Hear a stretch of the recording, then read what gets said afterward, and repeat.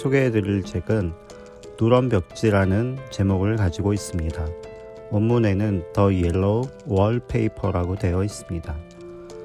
단순히 노란 벽지라고 번역했다면 좀 별로였을 것 같은데요. 누런 벽지라는 제목을 붙임으로써 흥미를 끌고 있습니다. 노랗다는 것도 아니고 누렇다는 표현은 오래되고 빛바랬다는 느낌을 줍니다. 또한 을씨년스러운 기분도 들게 합니다.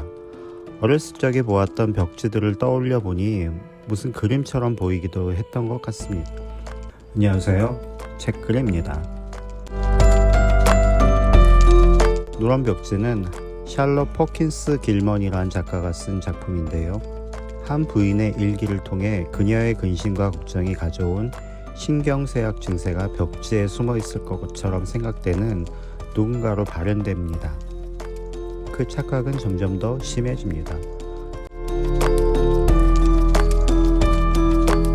딴 저택의 한 부부가 3개월 동안 계약을 하고 집을 빌립니다. 이 집은 수년 동안 비어 있었는데요. 흉흉한 소문도 돌고 있습니다. 집을 따라 울타리와 담벼락이 있고 잠금 장치가 달린 커다란 대문도 있습니다. 그늘진 정원에는 네모 반듯한 길이 트여 있고 옆으로는 의자와 포도넝쿨 정자가 길게 늘어서 있습니다. 의사인 남편은 산후 우울증을 앓고 있는 아내의 정신적 환기를 위해 시골 마을에 있는 이 외딴 대저택에서 여름을 나기로 합니다.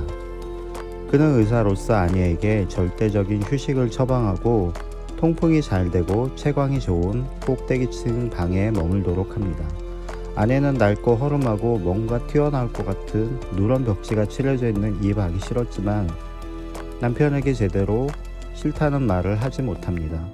물론 남편에게 싫다고 이야기를 하기도 했습니다. 하지만 남편은 부인을 설득해서 이 방에 머물도록 합니다. 그녀는 남편 몰래 일기를 쓰면서 주변을 관찰하기 시작합니다. 이 집에 뭔가 이상한 것이 있다고 생각했기 때문입니다. 하지만 이런 이야기를 의사인 남편은 들어주지 않고 아무것도 하지 말고 건강에만 신경 쓰라고 합니다. 어찌 보면 남편은 참 좋은 사람입니다. 아내를 꽤나 위하고 있습니다. 이러한 대저택에 머물 수 있도록 자리를 마련해줬기 때문입니다. 하지만 그 속엔 위성과 여성을 낮춰보는 심리가 깔려 있습니다. 어떤 일도 하지 말고 남편인 자기 말만 들으라고 합니다.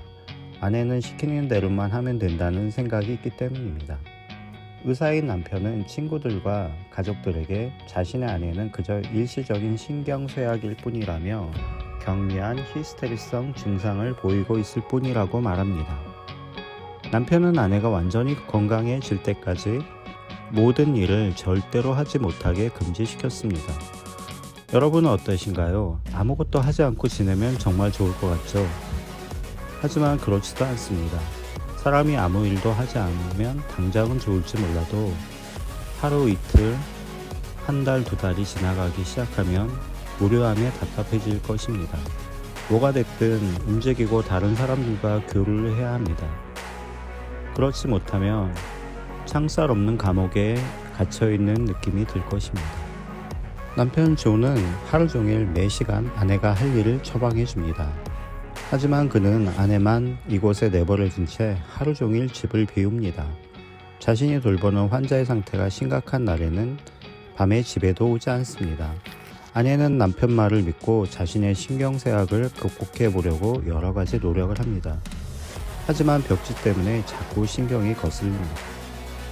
남편은 아내의 완벽한 휴식을 위해 모든 지적인 활동을 금지시키고 오롯이 휴식만을 취하게 했습니다. 하지만 아내의 증세는 점점 더 깊어져 갑니다. 그럼에도 불구하고 저명한 정신과 전문의인 남편은 아내의 상태가 호전되었다고 장담합니다. 아내의 신경을 거슬리게 만드는 것은 바로 한쪽 벽을 뒤덮은 누런 벽지였습니다. 그 무엇도 신경 쓰지 않아야 하는 휴식의 시간에 감옥 같은 느낌이 들고 벽지에 대한 생각은 점점 깊어져만 갑니다. 벽지가 어땠을까요? 전반적으로 칙칙한 색인데 군데군데 선명한 오렌지색이 섞여 있고 나머지 부분은 매캐한 유향을 떠오르게 합니다. 아내는 그곳에 하루 종일 누워 있으라는 권유를 받습니다. 그러다 보니 벽지만 더 관찰하게 되고 벽지에 대한 두려움은 자신의 온몸을 사로잡게 됩니다. 급기야는 그곳에서 떠나고 싶다고 남편에게 애원을 하지만 남편은 받아들여주지 않습니다. 아내는 벽지 뒤에 또 다른 여인이 있다고 확신하게 되고 그 벽지 속을 기어다니고 있다는 여인의 행동을 주시하다가 결국 그 여인이 되어버립니다.